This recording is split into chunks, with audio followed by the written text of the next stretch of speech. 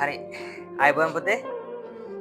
අදත් ඔයාලා හම්බෙන්නේ ස්පීඩ් ටෙස්ට් 3 තුන්වෙනි පේපර් එකේ සාකච්ඡාවත් එක්ක පේපර් දෙකක් මේ වන්ට ඔයාලට ඉවර කරලා තියෙනවා. ලකුණු දීලා තියෙනවා මේ දෙකටම. ඉතින් අපි අද බලමු මේකේ ප්‍රශ්න 15ක් තියෙනවා. ප්‍රශ්න 15ට උත්තර ලියන්නේ කොහොමද කියලා සහ ලේසිම ක්‍රමයෙන් උත්තර ලියන්නේ කොහොමද කියලා. පළවෙනි ප්‍රශ්නේ යම් පුතේ. පළවෙනි එක කියනවා ඉස්සෙල්ලා පේපර් දෙකේ වගේම පළවෙනි එක මෙයාගෙත් කියන්නේ මෙම රවුම තුල ඇති ඉලක්කම් යොදාගෙන සෑදිය හැකි විශාලතම සංඛ්‍යාව ලියන්න කියලා. අපි දන්නවා විශාලතම සංඛ්‍යාව ලියනවා නම් අවරෝහණ පිළිවෙලට වැඩි එකේ ඉඳලා අඩු එකට 9 8 ඊට පස්සේ 6 5 9865 තමයි මෙයාගේ විශාලතම සංඛ්‍යාව. එයාගේ රෝම ඉලක්කම් 2 එම සංඛ්‍යාවේ සියස්ථානයේ අගය කීයද? සියස්ථානයට එන්න පුතේ මෙන්න මෙයාව 8 කියන සංඛ්‍යාව. 8යි අගය ස්ථානයේ අගය 800 එන්නේ. හරි නේද? ඊළඟට දෙවෙනි එක බලන්න. බනිස් 987ක් එක උරයකට 6 බැගින් දමා ඇත. උර වගේක් තියෙනවා. මේ උරයකට 6 බැගින් තමයි පුතේ දාලා තියෙන්නේ. ඔක්කොම බනිස් කීයක් තියෙනවද? 987ක්. එහෙනම් අහනවා ඒ සඳහා උර කීයක් අවශ්‍ය වේද කියලා. අපි 987 6ෙන් බෙදුවා නම් හරි. 987 ලේසි ක්‍රමය මම එදත් කියලා දුන්නා. මෙහෙම බෙදන එක අපිට ලේසි නේද? 6ට 6 ඒවා 1යි 9ට 6 ඒවා 1යි ඉතිරි 3යි. ඒක මෙතෙන්ට ගේන්න පුතේ 38යි එතකොට. 38ට 6 ඒවා 6යි 36යි. ඉතුරු 2යි 27ට 6 වරක් 4යි. ඉතිරි 24යිනේ පුතේ ඉතිරි 3යි. දැන් මෙයාගේ අහනවා ඒ සඳහා උර කීයක් අවශ්‍ය වේද? උර අවශ්‍ය වෙලා තියෙනවා 164ක්. ඊළඟට දෙවෙනි රෝම ඉලක්කම් දෙකේ අහනවා ඉතිරි බනිස් ප්‍රමාණය කොපමණද කියන්නේ උර 64කට දාලා ඉතිරි වෙලා තියෙනවා කීයද? ඉතිරි බනිස් 3ක් ඉතුරුයි අපට. තුන්වෙනි ප්‍රශ්නය පහත රූපයේ අඳුරු කර ඇති කොටස දශම සංඛ්‍යාවක් ලෙස ලියන්නේ. දත් කර අපි ඔයින් එකක්. කොට ඔක්කොම 10ක් තියෙනවා. 10න් කීයක් පාට කරලාද? 10න් 3ක්. එහෙනම් මෙයාව දශම සංඛ්‍යාවක් විදිහට ලියන්න තියෙන්නේ. දශම දිද මේ පැත්තට එනවා 0.3යි. රෝම ඉලක්කම් 2 මෙහි අඳුරු කර නොමැති අඳුරු කර නැත්තේ කීයද? එහෙනම් 10න් 3ක් අඳුරු කරලා නම් 10න් 7ක් අඳුරු කරලා නැත. එහෙනම් අඳුරු නොකළ කොටස 0.7යි. පැහැදිලි පුතේ? මේ දශම තිත ලියන්නේ හොඳට මතක තියාගන්න. මැදවත් උඩවත් නෙමෙයි. දශම තිත ලියන්නේ මෙන්න මේ පේළිය යටින්ම. මෙන්න මෙතන තමයි දශම තිත තියන්නේ අපි. පැහැදිලිද? රයිට්. ඊළඟට හතරවෙනි එක. ත්‍රිකෝණාශ්‍රාකාර පැති ඇති ඝන වස්තුවේ නම මොකක්ද? ත්‍රිකෝණාශ්‍රාකාර පැති තියෙන්නේ මෙන්න මේකේනේ. ඔයාලා දන්නව මේක. මේ රූපේ නම කියන්නේ මේ ඝන වස්තුවේ නම. මේකට කියනවා ඝනකාභය කියලා. ඝනකාභය තියෙන ලකුණු දෙකයි. පස්වෙනි එක බලමු. මීටර 2යි සෙන්ටිමීටර 56ක් දිග ලණුවකින් සෙන්ටිමීටර 75ක් කපා දැමූ විට ඉතිරි ලණුවේ දිග සෙන්ටිමීටර වලින් සොයන්න කියලා තියෙනවා පුතේ. මේ බලන්නකෝ. ලණුවේ දිග සම්පූර්ණ දිග මීටර 2යි 56යි සෙන්ටිමීටර කියන්නේ. මෙතනින් නම් 200නේ. මීටර 2ක් කියන්නේ 200ක්. එතකොට ඔක්කොම 256යි සෙන්ටිමීටර්නේ. 200යි 56කුයි 256යි සෙන්ටිමීටර. එතකොට 75ක් අයින් කරනවලු. එහෙනම් මෙයාගෙන් 75ක් අඩු කරමු අපි.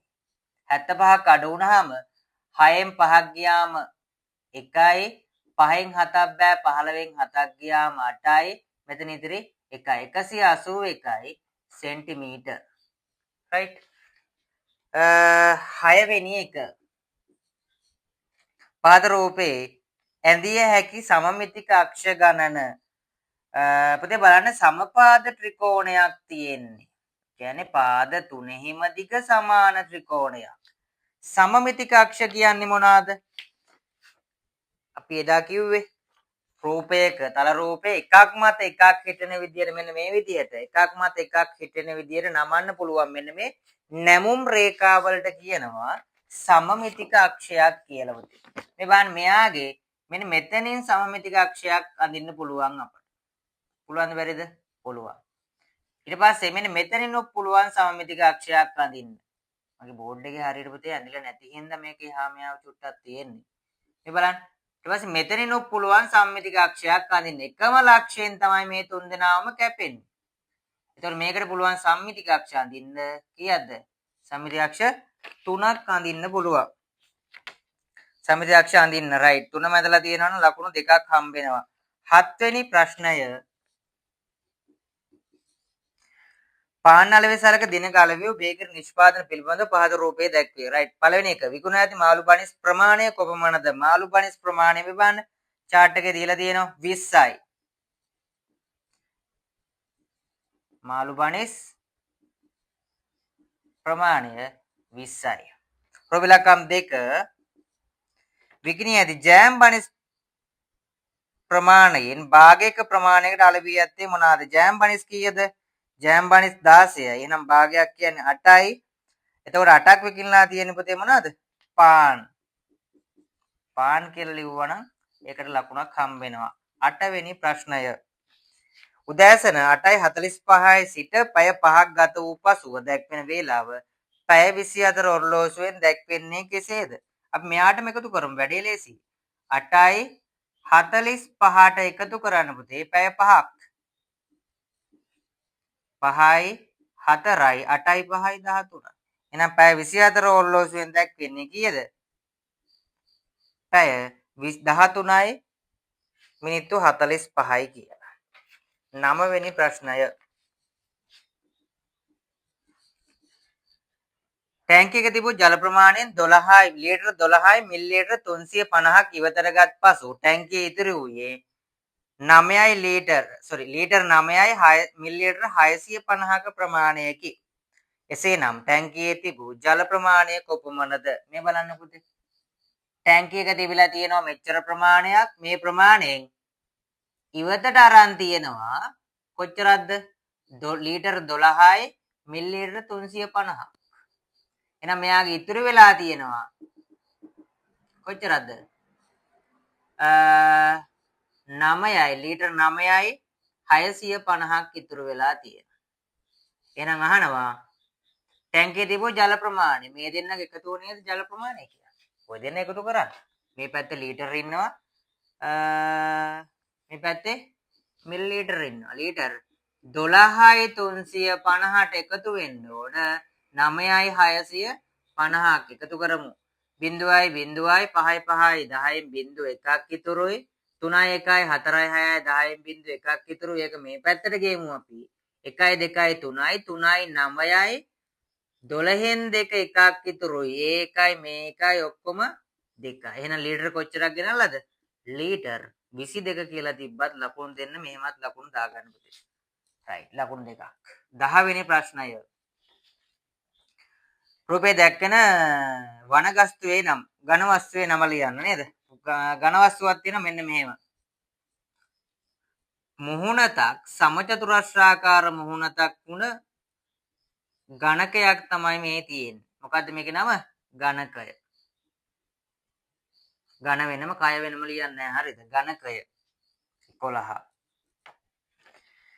පරිමාව 7ක් වන භාජනයකට ජලය පුරවා ඇත්තේ ලීටර 4යි මිලිලීටර 800ක ප්‍රමාණයකි.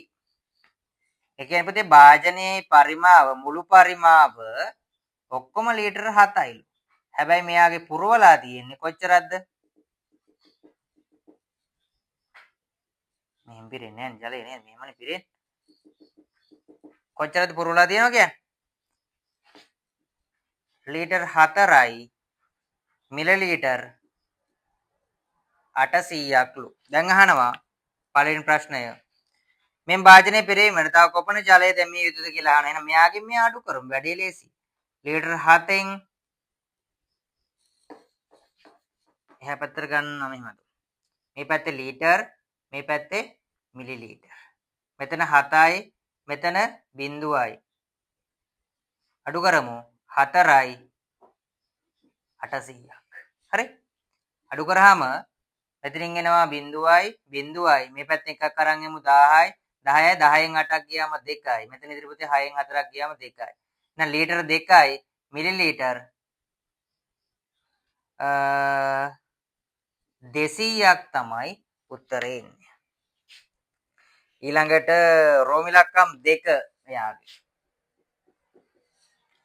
භාජනයේ ඇති ජල ප්‍රමාණයේ ධාරිතාව 600ක් වන බෝතල් වලට දැමුවේ නම් එම ජල ප්‍රමාණය බෝතල් කීයකට දැමිය හැකිද? ඒ කියන්නේ මෙන්න මෙයා පුතේ මේ ගානක් තියෙනවා.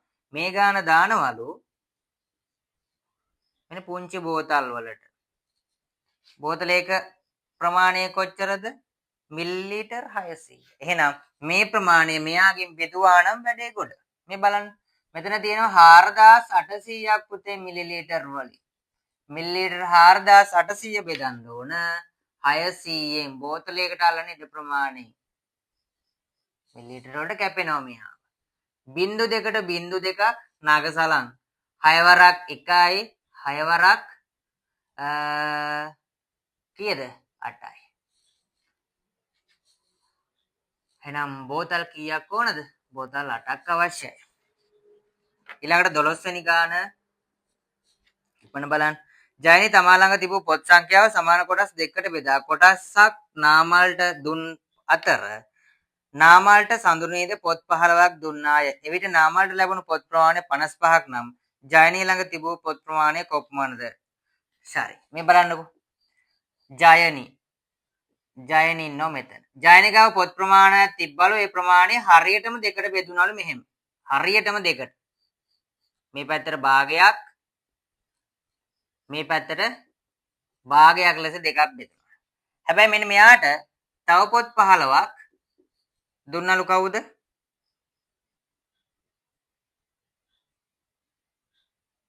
සඳුනී පොත් 15ක් දුන්නලු. මෙයාට පුතේ සඳුනී පොත් 15කුත් දෙන්නලු. එවිට නාමල්ට ලැබුණු මුළු පොත් ප්‍රමාණය ඔක්කොම 55යි කියනවා. හරිද? එතකොට මෙන්න මේ ජයනි දුන්න භාගය හොයන්න පුළුවන් බැරිද අපිට පුතේ? ජයනි දුන්න භාගය හොයන්න පුළුවන් 55න් 15ක් ශනිකව අඩු කරා නම්. 55න් අඩු කරන්න ඕන 15ක්. නැත්තම් යටින් අඩු කරමු අපි ලේසි. අඩු වුණාම 5න් 5ක් බිඳුවයි 5න් එකක් 4.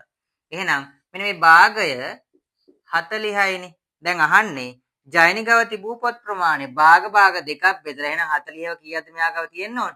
40ව දෙකක්. එහෙනම් මෙයා ගාව තියෙන්න ඕන පොත් ප්‍රමාණය ඔක්කොම කීයද? 80ක් තියෙන්න ඕන. පැහැදිලිද? 13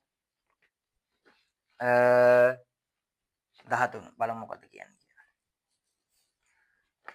පහත කොටුව තුළ ඇති සංඛ්‍යා දෙකක් එකතු කළ විට 1007 සෑදේ. එම සංඛ්‍යා දෙක ලියන්න. පුතේ අන්තිමට 7නේ තියෙන්නේ 1007. අන්තිමට 7 ලැබෙන්න නම් බලන්න අවසාන ඉලක්කම් දෙක එක ස්ථාන දෙකක් එකතු කරලා 7 හැදෙනවද කියලා. 9යි 9යි 7 හැදෙන්නේ නැහැ පුතේ 18ක් හින්දා. 8යි 1යි හැදෙන්නෙත් නැහැ 9යි 1යි හැදෙන්නෙත් නැත. එහෙනම් හැදෙන්නේ 8යි 9යිනේ. 8යි 9 වෙනුවට අපි බලමු 298යි 709යි එකතු කරලා. 298යි 709යි එකතු කරලා බලමු. 8යි 9යි 7යි. මෙතෙන්ට එකක් ගෙනාවම 9යි 1යි 10න් බිංදු එකක් ඉතුරුයි 7යි 2යි 9යි 1යි 10න් බිංදු එකක් 1007 එනෝන. එහෙනම් මොන සංඛ්‍යා දෙකද?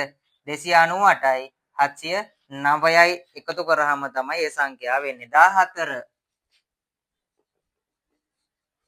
14 වෙනි ප්‍රශ්නය. 968 8න් බෙදුව විට ලැබෙන පිළිතුර කුමක්ද කියලා අහන පුතේ. 968 බෙදන්නලු 8න්. මෙහෙමත් බෙදන්න පුළුවන්, සරල විදියට බෙදන්නත් පුළුවන්. 9ට 8 ඒවා 1යි 1 වරක් 8 8යි 9න් 8ක් ගියාම 1යි.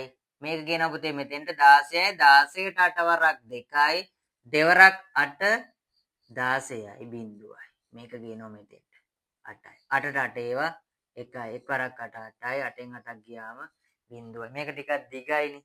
අපි හදමු මේක ලේසි විදියට. කෙටි ප්‍රශ්න වලට උත්තර ලියන්නනේ. 968 බෙදමු පුතේ 6න් මේ බලන්න දෙවෙනි ක්‍රමය. දෙවෙනි ක්‍රමය බෙදුවාම මෙයාට 6ට 6 ඒවා එකයි. හරිනේ. 9ට 6 ඒවා එකයි ඉතිරි 3යි. මෙතෙන්ට 36. 36ට 6 වරක් 6යි.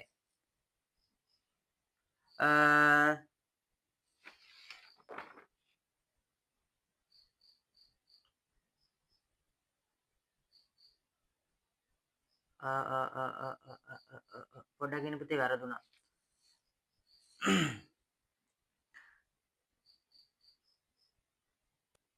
එකයි 3යි 36ට 6 වරක් 6යි 9යි